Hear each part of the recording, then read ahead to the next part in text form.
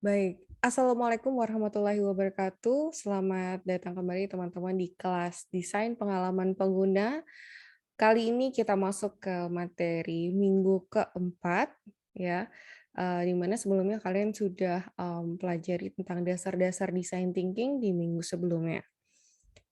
Nah, minggu ini materinya akan berjudul Design Techniques, di mana kalian akan mempelajari teknik-teknik yang akan sangat membantu dalam proses desain kalian, gitu ya. Jadi ini sebenarnya teknik ini tidak spesifik, misalkan, oh ini hanya pada fase research saja atau pada fase desain saja ya.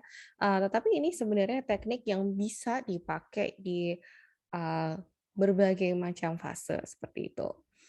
Nah, teknik apa saja yang akan kita pelajari?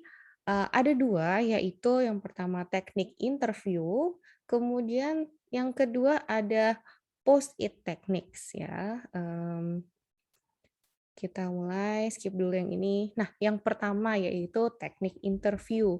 Nah, kenapa sih kita melakukan interview? Nah, di sini kita bisa lihat sebenarnya interview itu adalah salah satu cara yang paling mudah dan paling murah ya, untuk mendapatkan insight gitu ya, atau, pengetahuan dari, users gitu ya.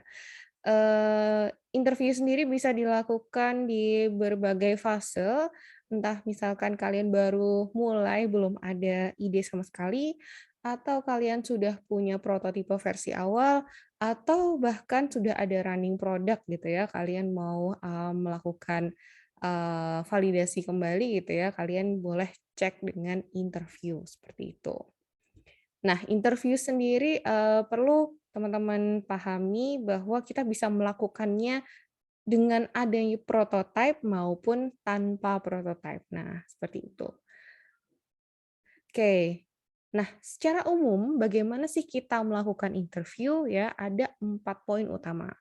Yang pertama kita harus memilih goal apa yang mau dilakukan pada tahapan interview ini. Oke, jadi tidak hanya misalkan, oh ini interview untuk, validasi gitu ya, tapi, validasi apa, kita harus, merinci kembali goal-nya itu sebenarnya apa, oke. Kemudian yang kedua, kita harus membuat user senyaman mungkin terlebih dahulu, atau kita kan mau bertanya ya, kita tuh mau masuk ke pikiran orang, istilahnya seperti itu. Nah, kita harus, apa ya, mungkin say hello dulu, kemudian berkenalan ya, menanyakan kabar, nggak ujuk-ujuk nanya, "Oh menurut Anda?" Nah, itu akan, mungkin terlalu ini ya, mengganggu bagi seseorang gitu. Nah, kita harus, apa namanya, membuat user nyaman, oke, misalkan kalau misalkan kalian punya budget, okelah ditraktir kopi, misalkan seperti itu. Atau, misalkan, diundang datang ke suatu tempat gitu ya. Kalau misalkan usernya duduk di lantai, kalian juga harus ikut duduk di lantai gitu ya.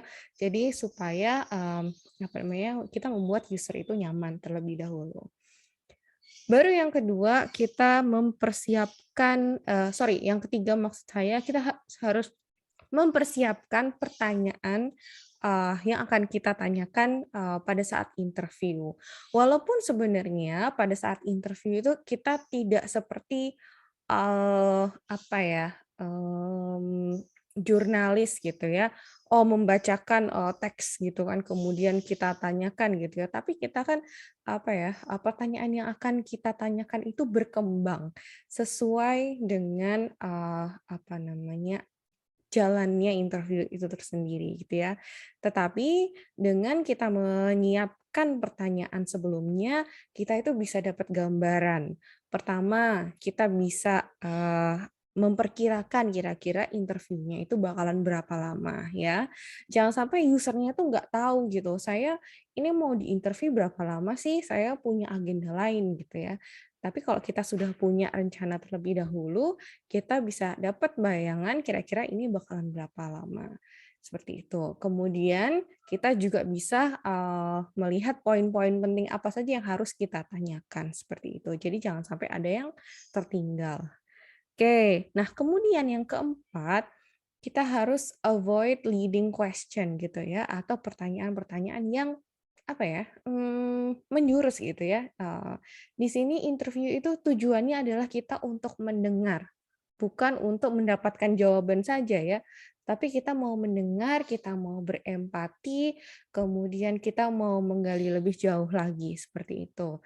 Jadi kita tidak, menggunakan pertanyaan yang leading. Nah, pertanyaan leading seperti apa? Kita akan bahas, di tahap selanjutnya. Oke. Nah, pada saat perencanaan, biasanya di awal-awal ya, kita harus, mencari tahu dulu tentang usernya. Kita sambil, bikin usernya nyaman, kita sambil, dapat gambaran kira-kira ini usernya tuh seperti apa sih gitu ya.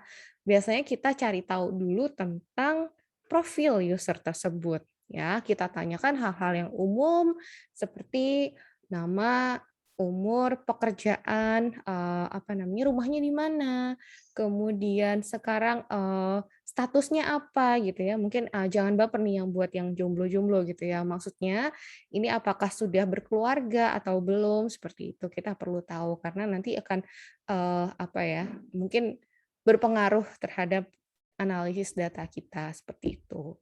Nah, selain itu kita juga bisa tanya seperti, apa yang mereka suka, apa yang menjadi tujuan mereka gitu ya, "Oh saya tuh pengennya gini," gitu ya. Dan kemudian mungkin, sedikit kita cari tahu tentang personality. Nah, tetapi kita nanyanya nggak, mungkin nggak 100% kayak, "Oh goal Bapak apa?" Gitu ya. Tapi kita kayak seperti, bertanya nih yang di sebelah kanan, what does their daily routine look like gitu ya. Jadi kita tanya, "Oh kesehariannya seperti apa ya Pak?" Gitu ya.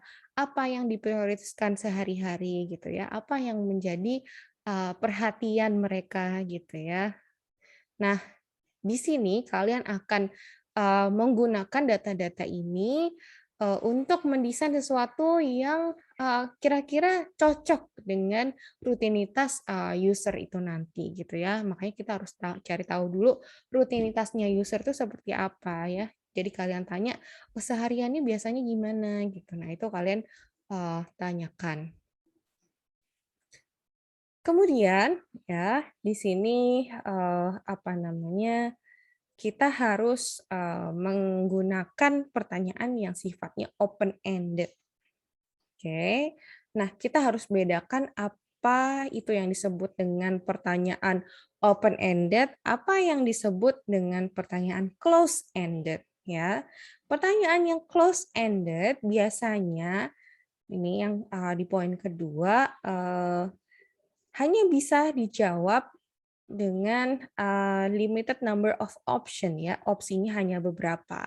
Seperti contoh ya, kita menjawabnya hanya dengan iya atau tidak gitu ya, atau mungkin, beberapa opsi saja atau rating scale gitu ya, 1 sampai 5 gitu, tetapi tidak ada informasi yang lebih jauh dari situ. Oke, nah ini sebagai contoh misalkan, apakah aplikasi ini mudah digunakan? Oke, nah seperti itu kan kita kalau ditanyain kayak gitu gitu ya, apakah aplikasi ini mudah digunakan? Jawabannya pasti hanya 2, iya atau tidak, seperti itu. Nah, bedakan dengan pertanyaan yang sifatnya open ended ya, di mana pertanyaan ini, tidak bisa dijawab dengan simpel, jawaban simpel seperti iya atau tidak. Ya, tetapi, responden itu biasanya harus menjelaskan kenapa mereka menjawab seperti itu. Oke, nah open-ended question ini membantu dalam, kita supaya bisa melihat dari, point of view-nya users dengan kata-kata mereka sendiri gitu ya. Jadi kalau misalkan, tadi yang close-ended itu mereka hanya mengkonfirmasi apa yang kita tanyakan, sementara kalau open-ended kita serahkan mereka gitu ya untuk, memberikan statement sendiri. Oke, nah ini contohnya adalah bagaimana menurut Anda tentang aplikasi ini? Nah, baru deh kita dari pertanyaan itu tidak akan mungkin dijawab ya atau tidak gitu ya. Misalkan dia bisa menjelaskan panjang lebar tentang aplikasi yang kita ujikan ke mereka seperti itu. Oke, nah ini contoh-contoh antara open-ended question dengan close-ended question. Ya, jadi biasanya open-ended question itu, mmm, di ini ya, menggunakan kata tanya bagaimana gitu ya, atau ya kadang-kadang ada apa gitu ya. Tapi kalau misalkan close-ended question itu, jawabannya hanya ya atau tidak gitu. Apakah saya bisa membantu Anda gitu ya. Kemudian misalkan, "Did you experience good customer service today?" Gitu ya. Apakah, customer service kami melayani dengan baik gitu ya, kan jawabannya ya atau tidak saja gitu ya. Sementara kalau misalkan kalian, tanya, eee apa namanya, apa perasaan Anda tentang customer service, kami hari ini? Nah, itu akan, memicu, seseorang untuk, bercerita lebih lanjut. Oke. Nah, ini ada tip lagi ya, sebenarnya kita bukan berarti harus semuanya menggunakan open-ended question. Sebetulnya close-ended question atau leading question ya, tadi yang disebut leading question itu salah satunya, contohnya adalah close-ended question ya. Kita bisa menggunakan dua-duanya, tapi ada tekniknya. Oke, kita lihat di sini, di pertanyaan yang pertama, kita menggunakan open-ended question dulu nih. Fitur produk apa saja sih yang paling penting untuk Anda? Gitu ya. Kemudian dia, menjelaskan, "Oh, kalau menurut saya yang paling penting dari produk ini adalah sesuatu dia itu eco-friendly," seperti itu. Terus habis itu kita jelaskan ya, bla bla bla gitu, "Apakah itu yang, Anda mau?" Gitu ya. Kemudian baru dia bilang, "Yes," gitu. Nah, kalau misalkan kalian, dari awal hanya yes or no question gitu ya, kalian nggak akan dapetin, apa namanya, data yang meaningful gitu ya. Baru nanti kalau misalkan sebenarnya close ended question itu bisa digunakan di akhir-akhir pada saat kalian, bertujuan untuk mengkonfirmasi. Nah, kira-kira gambarannya seperti ini ya. Kita bisa menggunakan yang namanya funneling teknik dalam interview. Oke. Funneling teknik ini ya dari namanya ya, funnel itu artinya apa sih ya? Corong ya. Corong itu kan, atasnya itu biasanya lebar, kemudian semakin ke bawah dia semakin menyempit. Oke. Nah, dengan mengambil analogi sebuah corong gitu ya, kita bertanya itu di awal tentang sesuatu yang umum terlebih dahulu ya. Kita gunakan yang namanya grand tour gitu ya. Kita mendapatkan a broad overview about something. Oke, baru kita lanjutkan dengan mini tour gitu ya. Mungkin ada sesuatu hal yang menarik dari yang dikatakan apa namanya, responden. Kemudian Anda tanyakan lebih spesifik atau memang tujuan interviewnya itu ada di mini tour sama di salah satunya ini nanti ya. Jadi jangan dari awal itu langsung masuk ke intinya gitu ya. Jadi kita, dapat gambaran secara umum terlebih dahulu, kemudian masuk ke mini tour yang lebih spesifik gitu ya. Kemudian kita bisa tanya experience and some examples gitu ya. Kita minta user, "Oh, boleh nggak kasih contoh tentang apa?" Nah, seperti itu. Kemudian kalian akhiri dengan konfirmasi ya, konfirmasi menggunakan close ended question itu tadi ya. Nah, inilah salah satu teknik ya untuk bertanya gitu ya, agar, apa ya, kalau menurut saya paling efektif gitu. Karena kalian pertama memberikan kebebasan user terlebih dahulu untuk menjawab, kalian tidak mengarahkan. Kemudian kalian baru masuk ke inti-inti yang kalian mau tanyakan. Nah, di akhir kalian harus konfirmasi lagi, jawaban user gitu ya. Kadangkala, mungkin pada saat interview itu apa yang kita tangkap, itu berbeda dengan yang dimaksudkan oleh user, sehingga kita butuh untuk mengkonfirmasi. Nah ini, kenapa penting ada, close-ended question yang, mengkonfirmasi di akhir, seperti itu. Nah nanti kita bisa menggunakan teknik ini mungkin berulang kali untuk, beberapa topik sekaligus gitu ya dalam sebuah wawancara.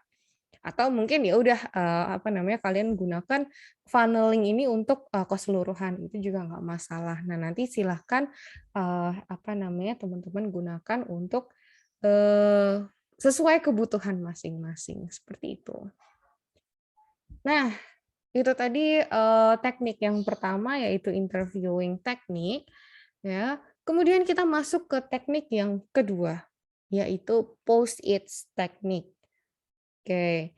Nah, seringkali apa ya, design thinking itu diasosiasikan dengan, oh, bermain-main dengan Post-its gitu ya. Kadang-kadang orang merasa sudah, menerapkan design thinking kalau sudah bermain-main dengan Post-its. Padahal, menggunakan Post-its itu ada caranya, ada tujuannya. Kenapa Post-its itu bentuknya seperti itu gitu ya. Misalkan ini kayaknya 5 senti kali 5 senti gitu ya, atau 8 senti, saya nggak tahu deh. Itu ya misalkan 8 senti kali 8 senti, kemudian dia ada tempelannya di atas, kemudian dia warna-warni, itu ada tujuannya, oke. Nah, kita lihat dulu sebenarnya kenapa sih kita pakai Post-its. Oke, jadi menggunakan Post-its itu, memberikan keuntungan antara lain. Yang pertama, Post-its teknik itu adalah sebuah bukti bahwa ini, adalah group effort gitu ya. Jadi bukan hanya, pemikiran satu atau 2 orang dari tim gitu ya, tapi ini adalah, usaha bersama. Kemudian menggunakan Post-its itu, bersifat egalitarian ya. Egalitarian itu artinya semua orang memiliki kesempatan yang sama. Oke, jadi semua, member dalam tim itu, memiliki kesempatan untuk, mengekspresikan ide mereka masing-masing. Nah, seringkali misalkan kalian dalam satu tim itu ada orang yang vokal banget ya, mereka, bisa menceritakan idenya dengan mudah, "Oh, saya kepikiran gini gini gini gini." Sementara ada orang-orang yang mereka misalkan menunggu dulu sebelum, apa namanya, menceritakan ide yang mereka punya, gitu ya. Ada orang yang mungkin, apa ya, "Oh saya, diam ajalah kayaknya mereka udah cukup," gitu ya, untuk menyelesaikan, problem ini gitu, "Kayaknya saya nggak berkontribusi." Nah itu padahal, bukan sebuah cara untuk berkolaborasi dengan baik ya. Jadi semua orang sebaiknya mengekspresikan ide mereka, walaupun nantinya dipakai atau enggak itu masalah yang berbeda. Oke. Nah, sehingga dengan, kita menggunakan Post-it, semua orang dapat kesempatan nih, walaupun dia personality-nya berbeda-beda, seperti itu. Kemudian Post-it itu easy to move ya, jadi kita bisa mudah untuk menggeser-geser Post-its gitu ya. Jadi kenapa Post-its itu kecil-kecil, tidak besar seperti kertas HVS, ya, karena kita mau mengambil dan memindahkannya. Oke, jadi Post-it itu diciptakan tidak untuk, ditempelkan saja ya, tetapi kita bisa mengambil kembali kemudian memindahkannya, ya. Nah, dengan memindahkan Post-its kita bisa, apa namanya, dengan mudah mungkin mengelompokkan hal-hal yang mirip. Misalkan, "Oh ini mirip sama pemikirannya dia, oke kita jajarkan." Kemudian, apa namanya, oh kita nanti lihat kembali gitu ya, apa namanya, oh ini kelompok-kelompoknya seperti apa. Nah itu akan kelihatan dengan mudah gitu ya, secara visual tuh lebih nyaman. Kemudian yang terakhir, jadi tidak ada ide yang statis atau permanen. Nah, gitu ya. Jadi, Post-it itu bisa dengan mudah, "Oh ini, oh kita ubah deh," gitu ya, kita ambil kemudian kita ganti isinya, seperti itu ya. Jadi dia dinamis mengikuti dengan, diskusi dan prioritization gitu ya. Jadi, tergantung apa yang diprioritaskan tim pada saat itu. Nah, itu ya, jadi intinya dari, Post-its. Jadi, dia tidak hanya warna-warni saja, tidak hanya kecil gitu ya. Oke, nah sekarang kita lihat gimana sih cara menggunakan Post-its ya. Kapan kita menggunakan Post-its? Yang pertama bisa sebelum ya, sebelum, proses desain ya. Misalkan kita diskusi dalam tim gitu ya. daripada diskusinya hilang, oh oke, everyone get some, post-its gitu ya. Tulis ide kamu, kemudian ditaruh di, apa namanya, di tembok gitu ya, sehingga orang lain bisa melihat, "Oh, ini tadi idenya dia," gitu ya, seperti itu. Jadi teringat ya, daripada kita, ikut ke diskusi yang, terus-menerus gitu ya, tidak tidak selesai-selesai gitu ya. Seringkali kita kayak buang-buang waktu untuk meeting terlalu panjang dan itu akhirnya pun lupa gitu ya intinya apa dalam sebuah meeting, ya. Jadi, daripada seperti itu kita menggunakan Post-its gitu. Nah, menggunakan Post-its juga bisa untuk user insights ya. Jadi pada saat kita selesai interview, ya kan, daripada kita catat di sebuah dokumen yang terlalu panjang tidak ada, apa namanya, visualnya gitu ya untuk mempermudah kita melihat kontennya seperti apa, kita bisa pakai Post-its gitu ya. Kita tulis, hal-hal penting, kita tempel, kemudian nanti kita lihat, oh ini kayaknya, eee, cause and effect gitu ya, ini disebabkan karena ini gitu, atau misalkan ini dan ini itu adalah satu ide yang mirip gitu. Nah, itu secara visual akan memudahkan gitu. Nah, kemudian yang terakhir, kita bisa pakai Post-its pada saat brainstorming atau mencari ide gitu ya. Kita secara silent gitu ya, menuliskan ideas, kita tempel-tempel, kemudian nanti kita bahas gitu. Post-its itu juga akan sangat membantu di sana. Nah, gimana cara menggunakannya? Kita lihat dulu di sini. Menulis di Post-its itu ternyata beda sama menulis di HVS ya.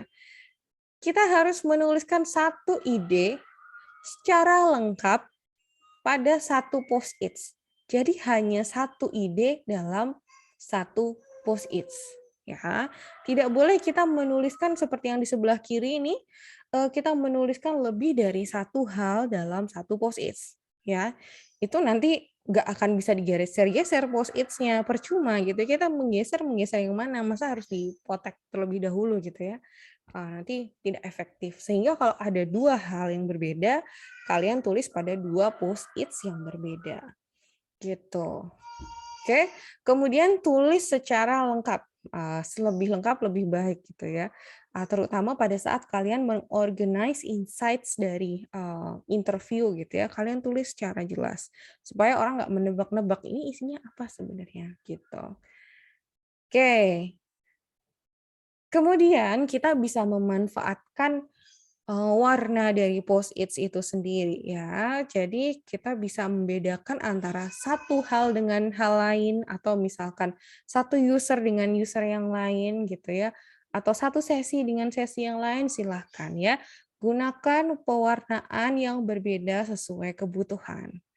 Oke, kemudian kita bisa menggunakan huruf kapital gitu ya, dengan spidol ya, jangan sampai, apa namanya, pakai pulpen karena ya rata-rata nanti nggak kebaca gitu. Karena apa ya, Post-it ini biasanya kalau di sesi offline gitu ya akan ditempel di tembok gitu dan orang, kita sambil diskusi itu sambil geser-geser nih, kita sambil jalan ke sana kemari gitu ya.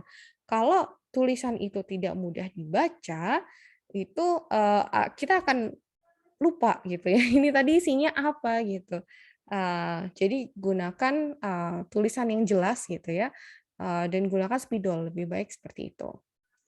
Kemudian kalian bisa tambahkan coding-coding gitu ya, misalkan salah satunya adalah, nomor responden gitu ya, atau misalkan kapan dilakukannya, ini dapatnya kapan, apa namanya, di sesi interview yang mana. Nah, bisa ditambahkan, apa namanya, label seperti R1, oh ini adalah, responden yang pertama, gitu. Supaya kita nggak lupa, ini dapatnya dari mana, seperti itu, oke? Nah, ini sebagai contoh, kita misalkan habis dari lapangan nih, habis interview, kita tulis semuanya, hasil interviewnya, kemudian kita grouping atau clustering. Kemudian kita bisa gunakan untuk prioritization grid gitu ya. Jadi kita bisa kombinasikan antara, Post-its dengan sebuah diagram, kemudian, isi-isi Post-its-nya itu bisa digeser-geser sesuai dengan diagram tersebut. Nah, bisa juga untuk voting ya. Jadi, apa namanya, dengan grup tertentu kita memberikan, apa namanya, stiker tambahan, oh menunjukkan, oh saya tuh lagi ngevote yang ini, seperti itu. Oke.